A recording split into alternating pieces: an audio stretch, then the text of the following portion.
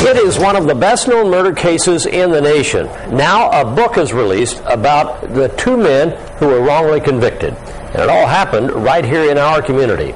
Good evening. I'm Mark Allen. And I'm Patrice Dayton. A 22-year-old murder case in Paris, Illinois, leaves a former Illinois state trooper exposing a cover-up. He has now written his first book about the case, titled Too Politically Sensitive. News 10's Kate Green talks with the author on his battle to uncover the truth.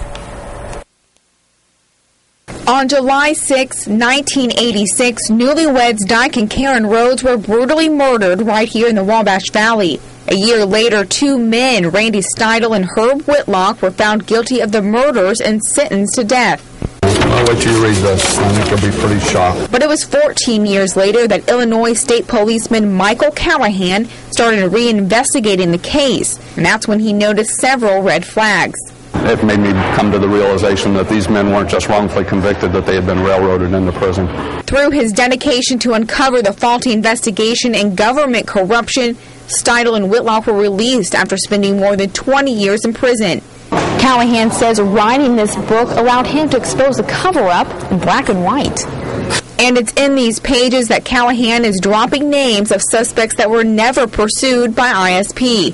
It may cause controversy, but he says the public has a right to know. Governments don't want to admit mistakes.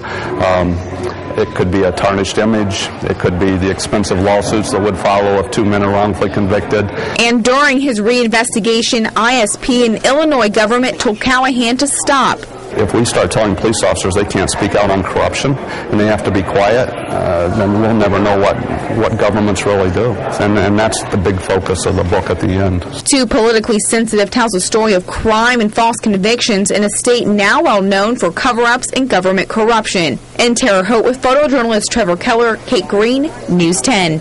Now, Callahan's next book signing will be this Sunday at Walden Books in Terre Haute from 2 to 4. To see more of Callahan's interview, log on to our website, WTHI-TV.com.